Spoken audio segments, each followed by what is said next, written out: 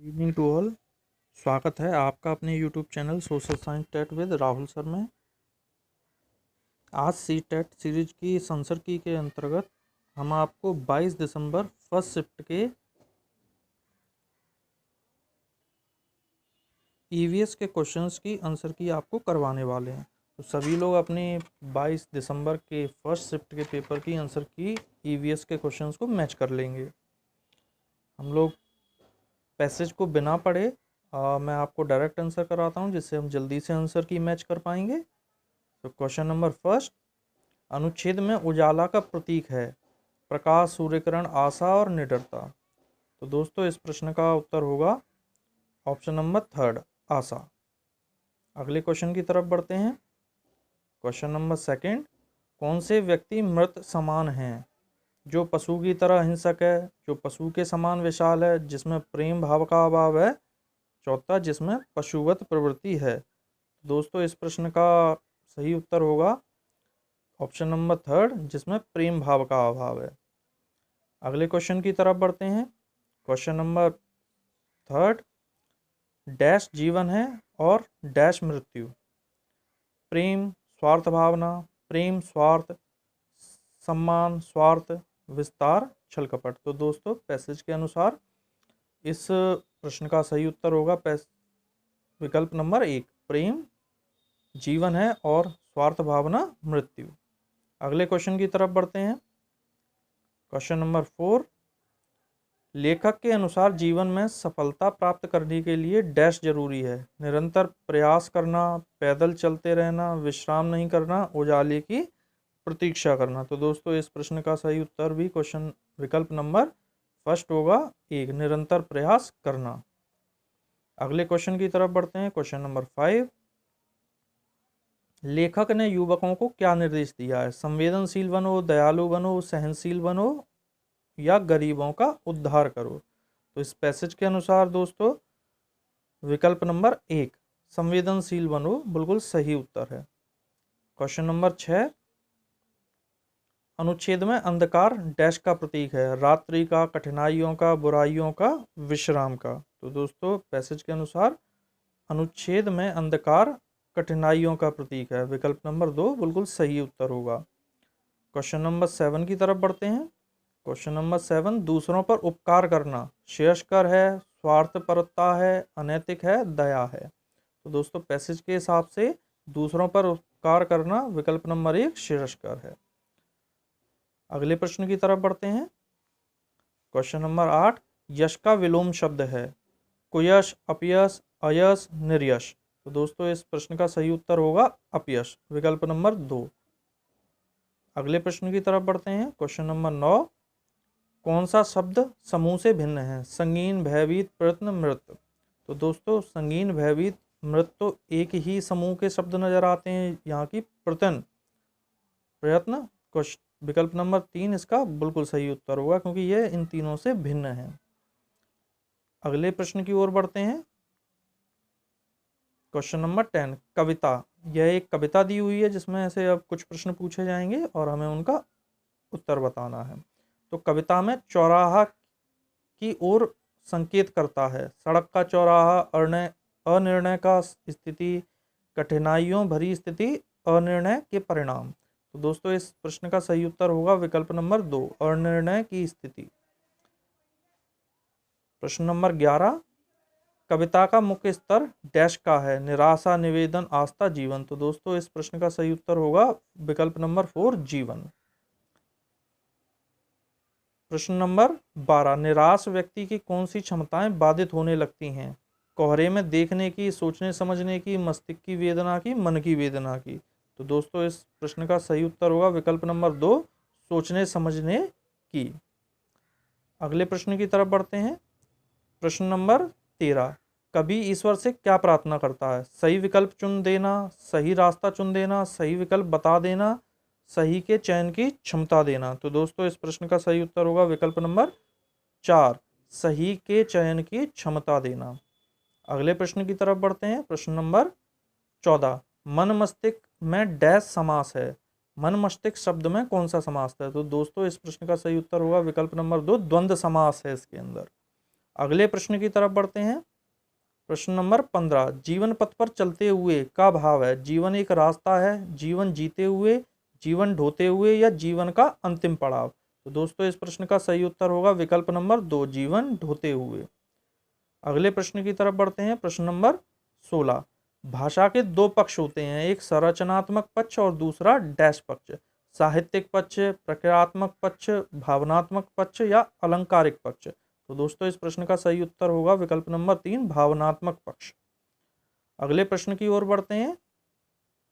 प्रश्न नंबर 17, पढ़ने की कुशलता में सर्वाधिक महत्वपूर्ण है लिपि ज्ञान, तेज गति, अर्थ, शब्द ज्ञान। तो दोस्तों इस प्रश्न का सही उत्तर है विकल्प नंबर 1, लिपि ज्ञान।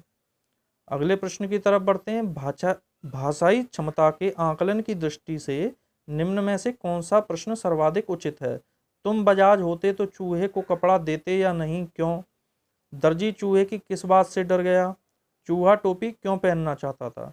चूहा टोपी पर सितारे क्यों लगवाना चाहता था। तो देखिए अगर हम इसमें प्रश्नवाचक शब्द उचित ढूंढ रहे हैं शब्द, तो विकल्प नंबर 1, तुम बजाज होते तो चूहे को कपड़ा क्यों देते या नहीं, क्यों। तो सही आंसर होगा विकल्प नंबर 1। अगले प्रश्न की तरफ बढ़ते हैं। प्रश्न नंबर 19, जिन बच्चों को पढ़ने में कठिनाई होती है वे डैश से प्रभावित हो सकते हैं। अफ्रेजिया, डिस्कैल्कुलिया, डिसलेक्सिया, डिस्ग्राफिया। तो दोस्तों ये बड़ा ही पॉपुलर क्वेश्चन है। इस प्रश्न का उत्तर होगा विकल्प नंबर 3, डिसलेक्सिया। अगले प्रश्न की तरफ बढ़ते हैं। भाषाई क्षमताओं के बारे में कौन सा कथन उचित नहीं है। भाषाई क्षमताएं एक दूसरे को प्रभावित करती हैं। भाषाई क्षमताएं एक क्रम से नहीं सीखी जाती। भाषाई क्षमताएं एक क्रम से सीखी जाती हैं। भाषाई क्षमताओं में समझ अंतर्निहित है। तो दोस्तों इस प्रश्न का सही उत्तर होगा विकल्प नंबर 2, भाषाई क्षमताएं एक क्रम से नहीं सीखी जाती हैं।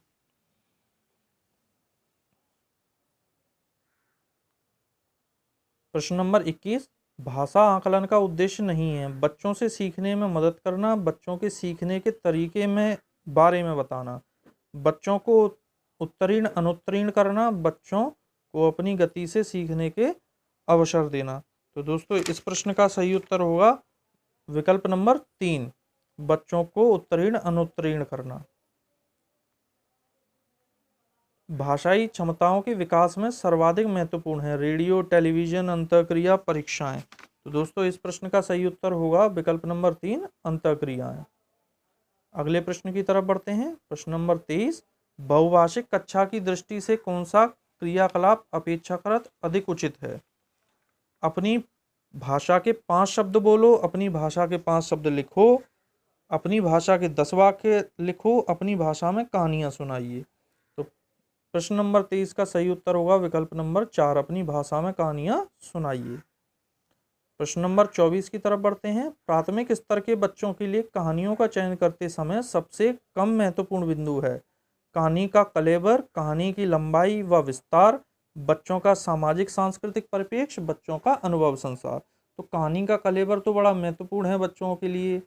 कहानी की लंबाई व विस्तार, बच्चों का सामाजिक सांस्कृतिक परिप्रेक्ष्य और बच्चों का अनुभव संसार में से इस प्रश्न में बच्चों डाउट है।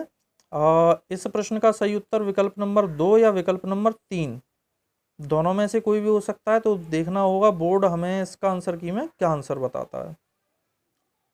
अगले प्रश्न की तरफ बढ़ते हैं। प्रश्न नंबर 25, विद्यालय आने से पूर्व बच्चों के पास अपनी भाषा संपदा तो होती है लेकिन डैश की सचेत जानकारी नहीं होती। वर्णमाला की, व्याकरण की, सुनने बोलने की या पढ़ने लिखने की। तो दोस्तों इस प्रश्न का सही उत्तर होगा विकल्प नंबर 4, पढ़ने लिखने की। अगले प्रश्न की ओर बढ़ते हैं। 26, विद्यालय की पाठचर्या सहगामी क्रियाएं ऐसी होती हैं जो बच्चों को डैश के अवसर प्रदान करें। मौखिक अभिव्यक्ति, लिखित अभिव्यक्ति, भाषा प्रयोग या अभिनय। तो दोस्तों इस प्रश्न का सही उत्तर होगा विकल्प नंबर 3, भाषा प्रयोग। अगले प्रश्न की तरफ बढ़ते हैं। पढ़ना लिखना सीखना तब सरल होता है जब उन्हें किसी उद्देश्य के साथ जोड़ा जाए, उन्हें वर्णमाला ज्ञान के साथ जोड़ा जाए, निरंतर अभ्यास कराया जाए, निरंतर परीक्षाओं का आयोजन कराया जाए। तो दोस्तों इस प्रश्न का सही उत्तर होगा विकल्प नंबर 1, उन्हें किसी उद्देश्य के साथ जोड़ा जाए। अगले प्रश्न की तरफ बढ़ते हैं। प्रश्न नंबर 28, किसी भी पाठ के अंत में दिए गए अभ्यास एवं गतिविधियों बच्चों के डैश में मदद करती हैं। श्रवण कौशल, भाषा विस्तार, पठन कौशल, लेखन कौशल। तो दोस्तों इस प्रश्न का सही उत्तर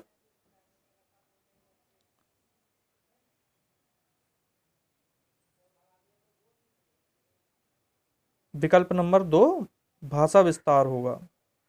विकल्प नंबर 2 भाषा विस्तार। अगले प्रश्न की तरफ बढ़ते हैं। प्रश्न नंबर 29, पहली कक्षा की पाठ्यपुस्तक में ऐसी भाषा का प्रयोग किया जाना चाहिए जो सरल हो, जटिल हो, सहज हो, साहित्यिक हो। तो दोस्तों पहली कक्षा के पाठ्यपुस्तक में जाहिर सी बात है सरल या सहज भाषाओं का प्रयोग ही किया जाना चाहिए। तो इसमें दो सटीक विकल्प दिए हुए हैं, तो देखते हैं बोर्ड कौन सा आंसर सही मानता है। सरल और सहज दोनों में से कोई भी आंसर हो सकता है इसका। अगले प्रश्न की तरफ बढ़ते हैं जो इस सीरीज का अंतिम प्रश्न है हिंदी का। भाषा शिक्षक के रूप में आप किसे सर्वाधिक महत्वपूर्ण मानते हैं? पाठ्यपुस्तक, भाषा आकलन, भाषा शिक्षण या संसाधन सामग्री। तो दोस्तों इसके अंतर्गत विकल्प नंबर 4 संसाधन सामग्री सबसे महत्वपूर्ण होती है, तो यही उत्तर होगा। इस प्रकार हमने हिंदी के 30 प्रश्न पूरे देखे हैं और मैं आशा करता हूँ आपके स्कोर बहुत अच्छा आया होगा इसके अंतर्गत। अब हमारे 22 दिसंबर के पेपर फर्स्ट में मैथमेटिक्स और इंग्लिश की आंसर की बाकी हैं, जो हम आपको जल्दी उपलब्ध करवाएंगे। तब तक के लिए चैनल को सब्सक्राइब कर लीजिए, वीडियो को लाइक और शेयर करें, जिससे अधिक से अधिक लोग अपनी आंसर की को मिला पाएँ और सीटेट में अपना स्कोर चेक कर पाएँ। तब तक के लिए धन्यवाद।